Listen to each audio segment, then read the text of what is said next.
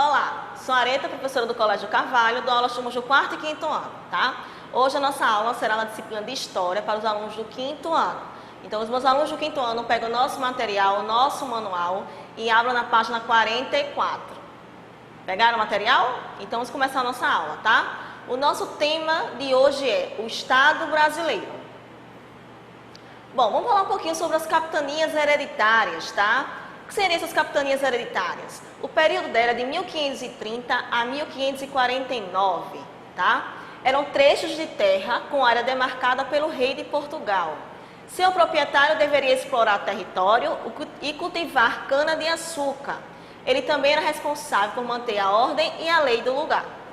Governo geral, tá?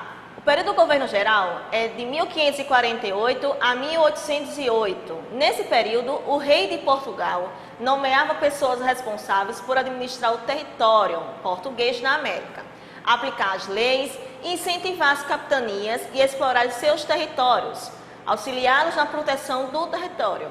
O governador era escolhido entre os nobres portugueses. O território não era autônomo, porque estava sob o domínio das instituições de Portugal. Temos aqui uma linha do tempo, tá certo? Do período de 1500 a 1808. Então, em 1500 é a chegada dos portugueses. Em 1530 são as expedições colonizadoras de Martim Afonso de Souza. Em 1534, início do sistema de capitanias hereditárias. Em 1549 são os governos gerais. Em 1580 e 1640 é a dominação espanhola. Em 1808 é o governo joanino.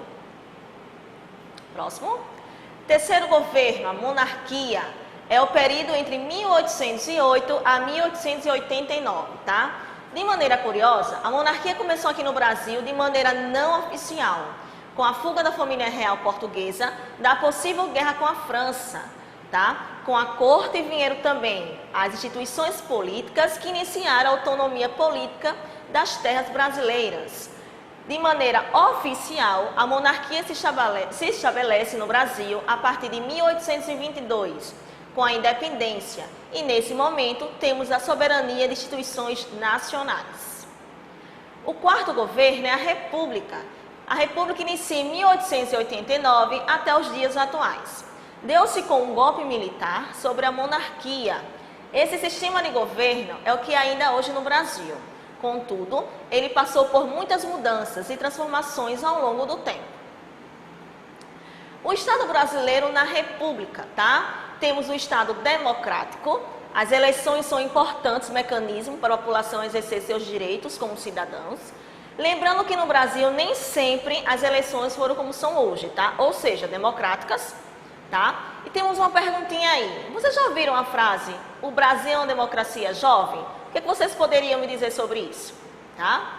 15 de novembro de 1889, no Rio de Janeiro, o Marechal Deodoro da Fonseca e Floriano Peixoto proclamaram a República por meio de um golpe político. Expulsaram Dom Pedro II e sua família do Brasil e decretaram um governo provisório.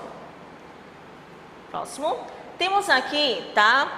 Uma parte do documento que eles fizeram depois do golpe, tá? Que é o Concidadãos. Temos o seguinte: o povo, o Exército e a Armada Nacional, em perfeita comunhão de sentimentos com os nossos concidadãos, residentes nas províncias, acabam de decretar a deposição da dinastia imperial e, consequentemente, a extensão do sistema monárquico representativo.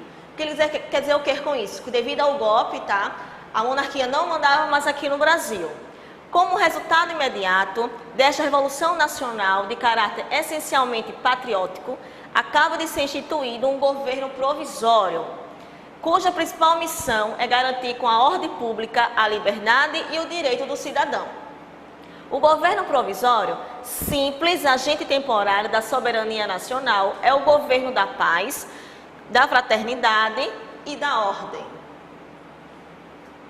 Temos aqui uma perguntinha, tá? O documento menciona que a principal missão do governo provisório era garantir a liberdade e o direito do cidadão. Que liberdade e direitos são esses, tá? Então, o cidadão podia expressar-se livremente, escolhendo o seu governo por meio do voto, e eram garantidos os direitos de todo cidadão, como educação e saúde. Próximo. Bom, mas quem controla aqueles que governam, tá?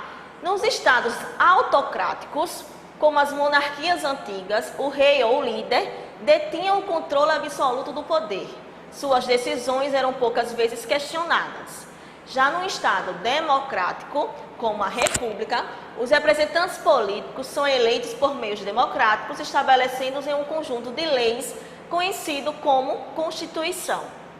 No Estado brasileiro, o poder é dividido em 3 partes: poder executivo, poder legislativo e poder judiciário. O poder executivo é o presidente, ele tem a função de governar e administrar os interesses públicos do país. O poder legislativo, Congresso ou Parlamento, tem a função de propor e votar as leis que organizam o Estado e a vida de sua população. E o poder judiciário é o órgão de justiça, tem a função de julgar decisões de interesse dos cidadãos a partir das leis presentes na Constituição. Próximo. Temos aqui uma imagem, tá? Onde tem a representação do legislativo, eu elaboro as leis, do judiciário, eu aplico as leis, e o executivo, eu administro. Vocês vão estudar da página 44 a 48, tem todo o nosso material. Lembrando que no portal também tem atividade extra, tá certo? Espero que vocês tenham gostado e até a próxima aula.